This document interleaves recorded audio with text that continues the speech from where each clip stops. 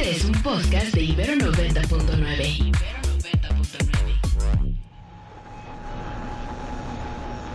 Las palabras pertenecen al aire. Y el viento no tiene por qué llevárselas. Con la llegada de los podcasts, la radio vive otra oportunidad. Esto es Segundo Aire.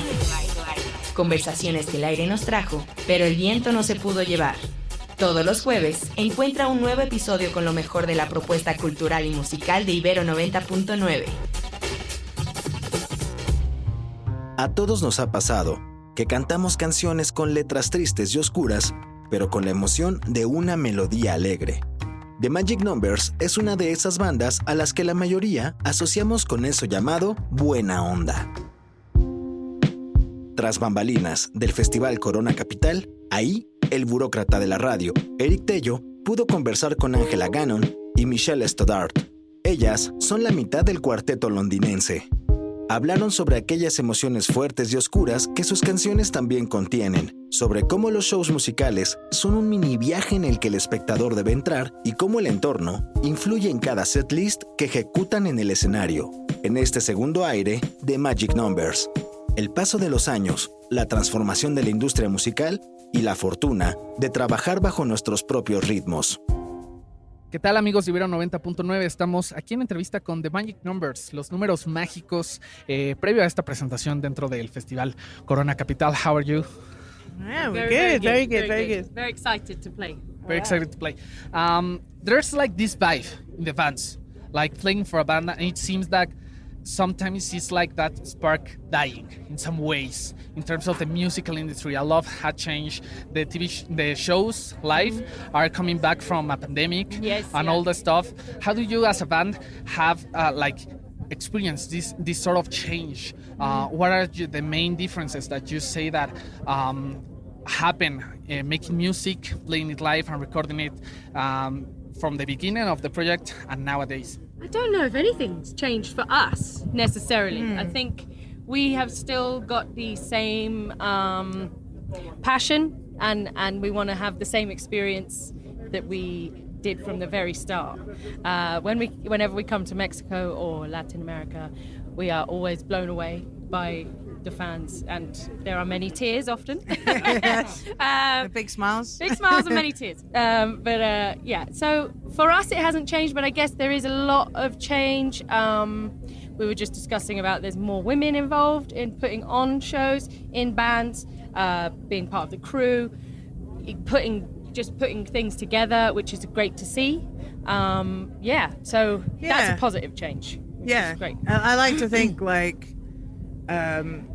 there's a bit more, hopefully there's a bit more gratitude. I think there's a lot, since the pandemic, definitely. I remember when people were going back out on the road and how important it was to have that connection with music and people and just that energy, like you said, that sort of electric sort of feeling together. And I think being here today and seeing everyone and, being back here and being able to travel, all of that sort of stuff, it just becomes a bit more. And I just went through spinal surgery, so my whole gratitude is exploding right now. It's I'm happy to be playing music for, we've been playing music for 20 plus years. Next year is our anniversary of the first record. Yeah. So we're excited. We're happy to be here. Yeah. And talking about this, the infamous Mexican crowds and the energy live, I have to say that the Magic Numbers are one of these projects that always have a good vibe, even though there are tears and there are such strong emotions. There are good vibes, and it's kind of happy. Just I'm going to a party and meet my crush and party with friends and just have fun. I want to know if you experience that as the whole part of the music, having all good energy. What about the dark side? We definitely have a dark side. I think I guess when even so we did a show in Buenos Aires a few days ago, and it was our own show. So when it's our own show, we can kind of approach all those dark sides and all the whole spectrum. Yeah. But when it's a festival and the sun is out and shining and beating down my white face, it's, we gotta bring the happiness and the joy. Yeah. I think it is a journey, though. It's like, and we used to, when we first came out, they always sort of painted us as this happy summer, good vibes band. Yeah. And we love playing music, so we're going to be smiling and happy on stage. However, that isn't life, is it? Yeah. And I think, like, if you listen, and I know that our fans really know the music and they know the lyrics, so they know that it's written from heartbreak, from grief, from loss. All of those songs, even though you can sing along to it, they're very, like, they're hard-hitting, sad songs, And when do you choose, like, what is going to be the set list? You we chose it maybe half an hour ago. Yeah.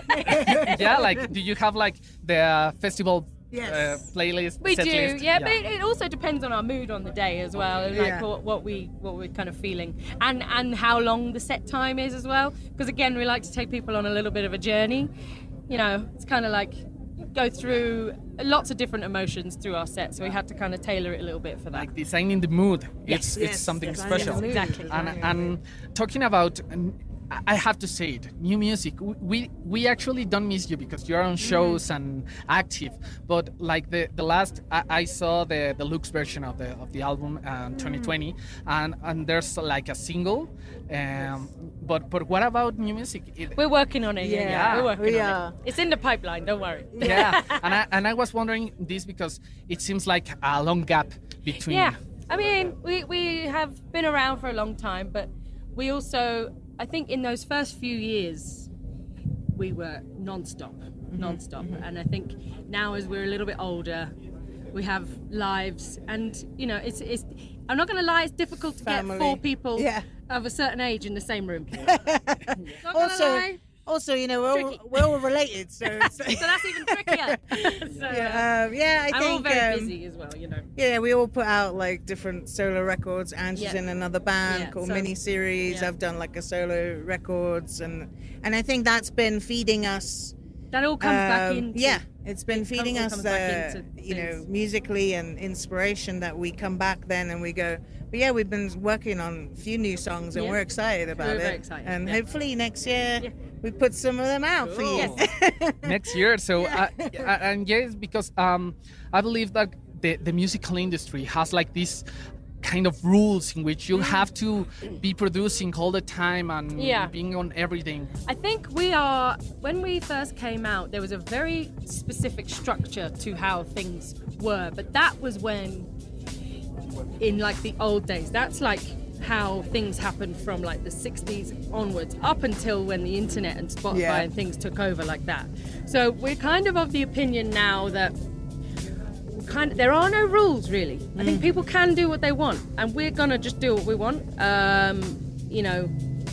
We may put out 10 songs, we may put out 1, but I think we will do stuff that comes naturally, and we try not to stick to any kind of rules these days. I think so. I think like in a strange way, it's kind of going back to like the single era. Of like, when Sun Records put out all those singles on 7 inches, and like, it's like a lot of, now obviously they do it digitally. Yeah. But like, pre-save. It's different from that aspect. But I think Angela's right. It's like, it's sort of like everyone can record at their homes now. Like people are recording records in their sort of home studios. And the quality's great. Exactly. And they're putting it out like, and I think. And it's nice. It's a bit of trial and error, I think, at the moment. We're all kind of figuring out how to do things I think away from the industry. I think as well, like, the music industry changes so much that, back in the day, a new band would come along and they'd get a lot of money to go and make a record. Yeah. That's not an option anymore. You have to make it first. So people are going to find different ways of recording and making music, like in their kitchen. Yeah. And so I love that. I think that's a great way of kind of making it work. It's always going to try to be made. It's never going to die. So people are going to keep doing it. Yeah, that's a great reflection. And now that time is out, I want you to ask just a final question.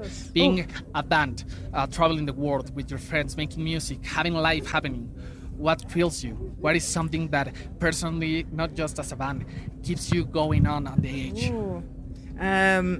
for me, it's always about learning. Yes. It's always about learning and connection.